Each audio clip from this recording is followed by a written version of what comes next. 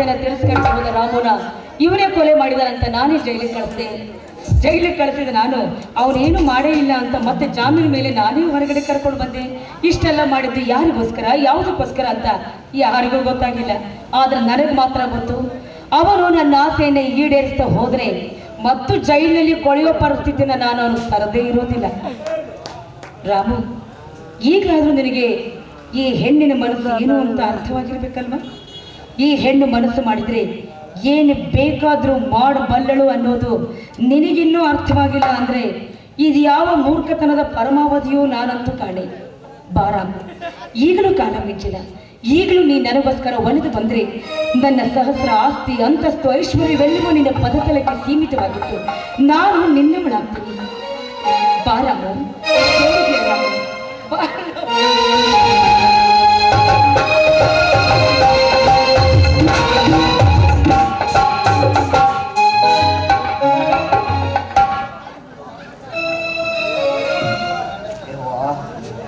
ಮೂರು ಬಿಟ್ಟವರು ಊರಿಗೆ ದೊಡ್ಡವರು ಅಂದಾರ. ಕೂಲಿ ಮಾಡಿ ಜೈಲು ಸೇರಿದ ನನಗ ವನವಾಸ ಅಲ್ಲ ಸುಖವಾಸ ಹೆಂಗಾಕತ್ರಿ ಅವ್ವ ನನಗ. ಒಲಿದು ಬಂದ ಹೆಣ್ಣನ್ನ ತಿರಸ್ಕಾರ ಮಾಡಿದ ಮೇಲೆ ನಿಮ್ಮಂತವ್ರಿಗೆ ಸಿಗೋದು ವನವಾಸ ಅಲ್ಲದೆ ಇನ್ನೇನು ಅರಮನೆಯ ವೈಭೋಗ ಸಿಗುತ್ತಾ? ಈಗಲೂ ಕಾಲ ಮಿಂಚಿಲ್ಲ. ಒಂದೇ ಒಂದ್ಸಾರಿ ನಿನ್ನ ಮನಸ್ಸನ್ನ ಚೇಂಜ್ ಮಾಡಿಕೊಂಡು ಅರ್ಥ ಮಾಡ್ಕೊಂಡು ಬಂದಿದ್ದೆ. ಆದ್ರೆ ಈ ಅರಮನೆಗೆ ನೀನು ಮಹಾರಾಜ ಬೆರಿತೀಯ. ಏನಂತೀಯ ರಾಮು? ಹೆತ್ತಪ್ಪನ ಕೂಲಿ ಮಾಡಿ ಜೈಲಿಗೆ ಸೇರಿದ ನನಗೆ ಅಪವಾದ ಹೊರಿಸಿದೆವ್ವ ನೀನು. ನಿನ್ನ ಉಪಕಾರ ನಾ ಮಾಡ್ಯಾಂಗಿಲ್ಲ ಅಲ್ಲ. ಕಂಡದ್ದ ಕಾಲಾರ್ದಂತ ಕಂಡದ್ದನ್ನು ಕಂಡಾಗ ಹೇಳಿ ನಾನು ಜೈಲಿಗೆ ಹತ್ತಿದ್ರಲ್ವಾ? ನಿಮ್ಮ ಉಪಕಾರ ಮರ್ಯಾಕೆ ಸಾಧ್ಯನೇ ಇಲ್ಲ. ಅದು ಯಾವುದೋ ಪುಣ್ಯಾತ್ಮರು ನನ್ನ ಜೈಲಿನಿಂದ ಬಿಡಿಸಿ ಜಾಮೀನು ನನ್ನ ಹೊರಗೆ ತಂದ್ರವ. ಅವ್ರಿಗೆ ಪುಣ್ಯ ಹತ್ತಿ ಅಲ್ಲ. ಸತ್ಯದ ಸುಳಿನ ಹುಡುಕ್ಯಾಡಕ್ಕೆ ಹೋಗಿ ಪೊಲೀಸರು ನನಗೆ ಬಡ್ದ ಕಾಲು ಮುರಿದ್ರು. ಯವ್ವ, ಈ ಉಪಕಾರ ಮರ್ಯಾಕೆ ಸಾಧ್ಯ ಇಲ್ಲವ್ವ, ಸಾಧ್ಯ ಇಲ್ಲ. ನೋಡು, ನಿನ್ನನ್ನು ಜೈಲಿಗೆ ಕಟ್ಟಿದವಳು ನಾನೇ, ಮತ್ತೆ ನಿನ್ನನ್ನು ಜಾಮೀನು ಕೊಟ್ಟು ಹೊರಗಡೆ ಕರ್ಕೊಂಡು ಬಂದವಳು ನಾನೇ. ಯಾಕೆ ನಾನು ಇಷ್ಟೆಲ್ಲ ಮಾಡಿದೆ ಅಂತ ನಿನಗಿನ್ನೂ ಅರ್ಥ ಆಗಿಲ್ವ ರಾಮು? ನೀವು ತ್ಯಾಗ ಕಷ್ಟ ಅಲ್ರಿ, ಮತ್ತೊಬ್ಬರ ಬಲಿದಾನಕ್ಕೂ ನೀವು ಸಿದ್ಧದಿರಿ ಅಲ್ಲ. ಅಲ್ರಿ, ಕೋತಿ ದಡ ಸೇರುವಾಗ ಕುತ್ತಿಗೆ ನೀರು ಬಂದ್ರೆ ತನ್ನ ಮರಿನ ಕಾಲಾಗ ಹಾಕಿ ತನ್ನ ಪ್ರಾಣ ಉಳಿಸ್ಕೊಳಕ್ಕೆ ತಯಾರಾದಾಗ ಅಂತಾದ್ರಾಗ ನೀವು ನನ್ನ ಜೈಲಿಂದ ಬಿಡಿಸ್ಕೊಂಡು ಬಂದಿರಿ ಅಂದ್ರೆ ಎಲ್ವಿನ ಆಸೆಕ ನಾಯಿ ಜಲ ಸುರಿಸಿದಂಗ ಆತ್ರಿ ಅವ್ವ ನಿಮ್ಮ ಮಾತು. ನಿಜ ರಾಮು, ಆದ್ರೆ ಇನ್ನು ಸಮಯ ವ್ಯರ್ಥ ಮಾಡೋದ್ರಲ್ಲಿ ಯಾವ ಅರ್ಥನೂ ಇಲ್ಲ. ಒಲಿದು ಬಂದರೆ ಈ ಅಪ್ಸರೆನ ನಿನ್ನವಳನ್ನಾಗಿ ಮಾಡಿಕೊಳ್ಳೇಬೇಕು. ನಾನು ನಿನ್ನವಳಾಗಲೇಬೇಕು. ನೀನು ನನ್ನ ಆಸೆಯನ್ನು ಈಡೇರಿಸಲೇಬೇಕು.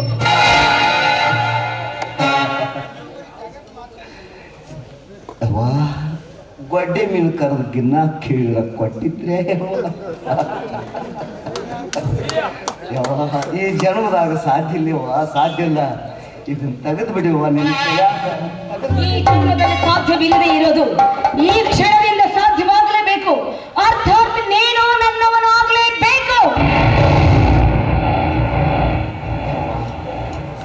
ದೇಹದ ಆರೋಗ್ಯ, ಮಾನಸಿಕ ನೆಮ್ಮದಿ ಇದ್ರ ಆನಂದ ತಾನ ಬರ್ತೈತಿ. ಅದ ನಿನ್ನ ದೇಹದಾಗ ಮನಸ್ಸು ಹೊಲಸು ಮಾಡ್ಕೊಂಡು ಹೊಲಸು ವಿಚಾರ ಮಾಡಿದ್ರ ತಿನ್ನಬಾರ್ದು ತಿನ್ನಬಾರ್ದನ್ನ ತಿನ್ನಬಾರ್ದು ವ್ಯಾಳ್ಯದಾಗ ತಿನ್ನಬಾರ್ದಷ್ಟು ತುತ್ತ ಹೆಚ್ಚಿಗೆ ತಿಂದ್ರೆ ವಾತ, ಪಿತ್ತ, ಕಫ ಅನ್ನೋ 3 ದೋಷದಿಂದ ಮನುಷ್ಯ ಕೆಟ್ಟ ಕೆರ ಹಾಕ್ಕಾನ ನೋಡಿವಾ. ಈ ದೇಹ ಹುಟ್ಟಿ ಬರ್ಬೇಕಾದ್ರ 100 ಕೋಟಿ ಪುಣ್ಯ ಮಾಡಿರ್ಬೇಕಂತ ಹೇಳಿತ್ವಾ. ನೋಡವಾ ತಾಯಿ, ಮಾನವ ಜನ್ಮ ಬರೋದು ಬಹಳ ಕಠಿಣ ಐತಿ. ಇದರಾಗ ಚಂದಂಗೆ ಬಾಳೆ ಮಾಡಲ್ವಾ, ಚಂದಂಗೆ ಬಾಳೆ ಮಾಡ.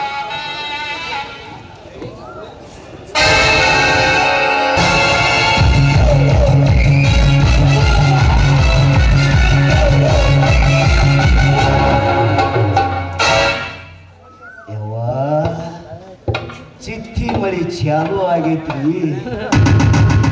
ಹುಚ್ಚೆತ್ತ ನಾಯಿಗಳು ಕಾಲು ಎತ್ಕೊಂಡ ಹುಚ್ಚಿ ಎಲ್ಲಿ ಹೊಯ್ಲಿ ಅಂತ ಹಾದಿ ಬೀದಿಯಾಗ ತಿರುಗಾಡಕ್ ಹತ್ಯಾವ್ರಿ. ಸಂಜೆ ವೇಳೆ ಆಗೈತ್ರಿ, ಬಾಗಲಾಟ ಬಂದೋಬಸ್ತ್ ಮಾಡಕೋರಿ.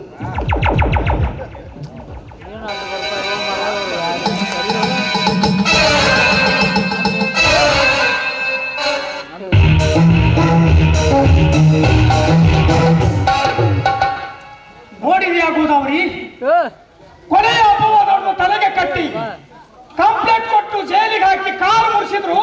ಎಷ್ಟು ಸೊಕ್ಕಿಗೆ ಮಾತಾಡೋಣ ಈ ರಾಗ. ಆದ್ರೂ ನೀನು ಇವನನ್ನ ಜಾಮೀನಿನ ಮೇಲೆ ಬಿಡಿಸಬಾರ್ದಾಗಿತ್ತು. Cool down mister Vivek, cool down. ಒಬ್ಬರ ಮೇಲೆ ದಬ್ಬಾಳಿಕೆ ಮಾಡೋ ದುನಿಯಾ ಇದಲ್ಲ. ಯಾವ ಕಾರಣನೂ ಇಲ್ಲದೆ ನಾನಿಂಥ ಕೆಲಸಕ್ಕೆ ಕೈ ಹಾಕೋಳಲ್ಲ, ಹಾಕೋದು ಇಲ್ಲ. ಹೋಗ್ಲಿ ಬಿಡ್ಬೋದು ಅವ್ರಿ, ಹೋಗ್ಲಿ. ನಮ್ಮ ಪಾಲಿಗೆ ಕಂಟಕನಾಗದೆ ಸಂಕಟ ನೀಡದೆ ತನ್ನ ಪಾಡಿಗೆ ತಾನು ಸುಮ್ಮನಿದ್ರೆ ಅಷ್ಟೇ ಸಾಕು. ಆದ್ರೂ ನೀನು ಯಾಕೋ ಇವಳನ್ನ ಜೈಲಿನಿಂದ ಬಿಡಿಸ್ಕೊಂಡು ಬಂದದ್ದು ನನಗೆ ಅರ್ಥ ಆಗ್ತಾ ಇಲ್ಲ. ಅವನಿಂದ ನನಗೆ ಖಂಡಿತವಾಗಿಯೂ ಅವಶ್ಯಕತೆ ಇದೆ ಅಂತಾನೆ ಅವನಿಗೆ ನಾನು ಜಾಮೀನು ಕೊಟ್ಟು ಇಲ್ಲಿವರೆಗೂ ಬರೋ ಹಾಗೆ ಮಾಡಿದ್ದು. ನೀವು ಅವನು ನನ್ನ ವಿಷಯದ ಬಗ್ಗೆ ತಲೆ ಕೆಡಿಸ್ಕೊಳ್ಳೋ ಅವಶ್ಯಕತೆ ಇಲ್ಲ. ನಿಮಿಷ ಕೂತ್ಕೊಳ್ಳಿ, ನಾನು ಹೋಗಿ ನಿಮಗೆ ಕುಡಿಯೋದಕ್ಕೆ ಅರ್ಲಿ ಮಾರ್ನಿಂಗ್ನಲ್ಲಿ ಬಿಸಿ ಬಿಸಿ ಕಾಫಿ ಮಾಡ್ಕೊಂಡು.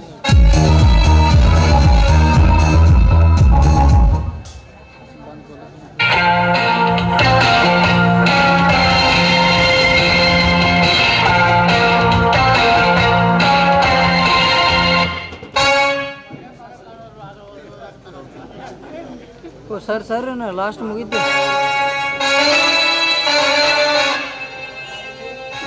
ಏನು ಫ್ಯಾಮಿಲಿ? ಏನಿಲ್ಲ ಸರ್, ಹಾಗೆ ನನ್ನ ಸ್ನೇಹಿತರನ್ನ ನೋಡ್ಕೊಂಡು ಹೋಗ್ಬೇಕು ಅಂತ ಬಂದೆ ಅಷ್ಟೇ. ನಿಮ್ಮ ಸ್ನೇಹಿತ ಮನೆಯಲ್ಲಿರಲಿಲ್ಲ. ಸ್ನೇಹಿತನ ಸುಂದರವಾದ ಹೆಂಡತಿ ಜ್ಯೂಸ್ ಕುಡಿದು ಹೋಗಿ ಅಂದ್ರು. ತಾವು ಹಾಗೇ ಕೂತ್ಕೊಂಡು ಬಿಟ್ರಿ. ಅಷ್ಟರಲ್ಲಿ ಹೌದು ಸರ್, ಅಷ್ಟರಲ್ಲೇ ತಾವು. ಮಿಸ್ಟರ್ ವಿವೇಕ್, ನಿಮ್ಮ ಸ್ನೇಹಿತ ಅಂದ್ರೆ ಸಾರಿ, ಜ್ಯೂಸ್ ಮಾಡ್ಕೊಂಡು ಬನ್ನಿ, ನನಗೂ ಒಂದು ಗ್ಲಾಸ್. ಆಯ್ತು ಸರ್, ನಾನೇನು ಬರ್ತೀನಿ. ಎಲ್ಲಿ ವಿವೇಕ್? ಯಾಕೆ? ನಾನೇನಾದ್ರೂ ಈ ಸಮಯದಲ್ಲಿ ಬಂದದ್ದು ನಿಮಗೆ ಡಿಸ್ಟರ್ಬ್ ಆಯ್ತಾ? ಛೇ, ಹಾಗೇನಿಲ್ಲ ಸರ್, ಹಾಗೇನಿಲ್ಲ. ಓಕೆ.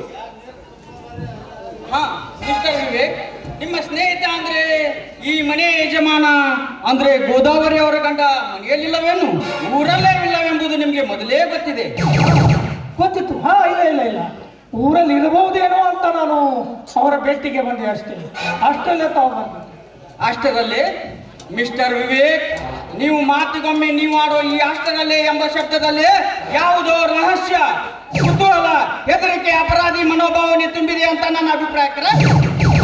ಅಂದ್ರೆ ಏನ್ ಸರ್ ನೀವು ಹೇಳ್ತಾ ಇರೋ ಮಾತಿನ ಅರ್ಥ? ಸುದ್ದಿ ಬಳಸಿ ನಮ್ಮನ್ನೇ ಅಪರಾಧಿಗಳು ಎನ್ನುವ ತರ ಅಲ್ಲ? ಸಾರಿ, ಹಾಗೇನಿಲ್ಲ ಮಿಸ್ಟರ್ ವಿವೇಕ್. ಮನೆ ಯಜಮಾನ ಮನೆಯಲ್ಲಿಲ್ಲದೆ ಇರುವುದು ಜಸ್ಟ್ ಗೊತ್ತು ಅಂದ್ರಿ, ನಂತರ ಸುಧಾರಿಸಿಕೊಂಡು ಇಲ್ಲ ಅಂದ್ರಿ.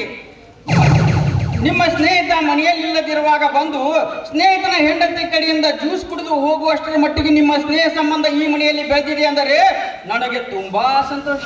Thank you sir, thank you.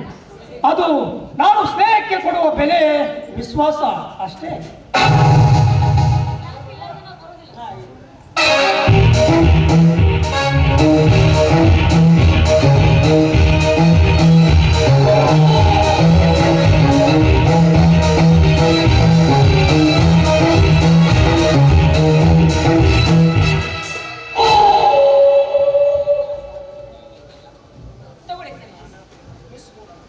Miss Godavari, ನಿಮ್ಮ ಮಾವನವರನ್ನು ಕೊಲೆ ಮಾಡಿದ ರಾಮಣ್ಣನ ಮೇಲೆ ಕಂಪ್ಲೇಂಟ್ ಕೊಟ್ಟವರು ನೀವೇ, ಅದೇ ರೀತಿಯಾಗಿ ಜಾಮೀನು ಕೊಟ್ಟು ಬಿಡಿಸ್ಕೊಂಡು ಬಂದವರು ನೀವೇ ಅಂತ ಗೊತ್ತಾಯ್ತು. ಯಾಕೆ ಅಂತ ಕೇಳ್ಬೋದೆ?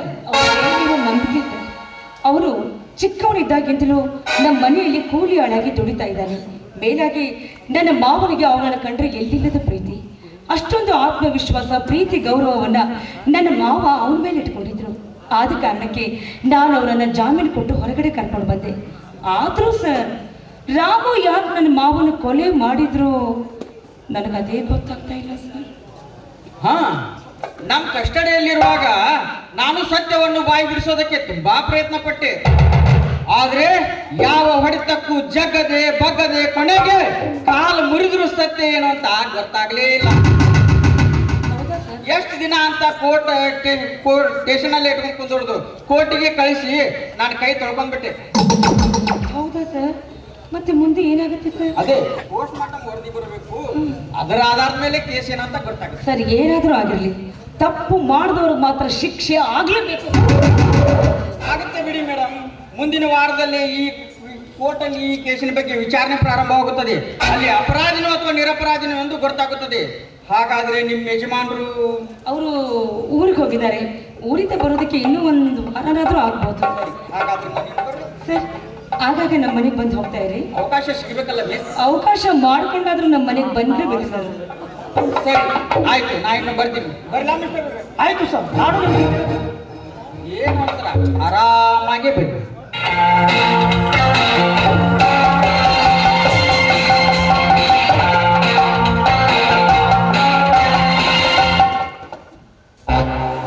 ಗೋದಾವರಿ, ಈ ಇನ್ಸ್ಪೆಕ್ಟರ್ ಸುತ್ತಿ ಬಳಸಿ ನಮ್ಮ ಬುಡಕ್ಕೆ ಬೆಂಕಿ ಇಡೋ ತರ ಕಾಣ್ತಾ ಇದೆಯಲ್ಲ. ಯಾಕೆ ಗುಂಡಿಗೆ ನಡಕ್ತಾ ಇದೆಯಾ? ನೀವು ಅಪರಾಧಿಗಳಲ್ವೇನು? ಅಪರಾಧಿ ನಿಜ, ಹಾಗಲ್ಲ ಊರ್ ತುಂಬಾ ಹೇಳ್ಕೊಂಡು ತಿರ್ಗೋಕ್ಕಾಗತ್ತಾ? ಡೋಂಟ್ ವರಿ, ನೀವೇನ್ ವಿಚಾರ ಮಾಡ್ತೀರಾ? ಆ ಇನ್ಸ್ಪೆಕ್ಟರ್ ನನ್ನ ಬಲೆಯಲ್ಲಿ ಹಾಕೊಳ್ಳೋದಕ್ಕೆ ನಾನಿಲ್ವೇನು? ಯಾಕೆ ಚಿಂತೆ ಮಾಡ್ತೀರಾ?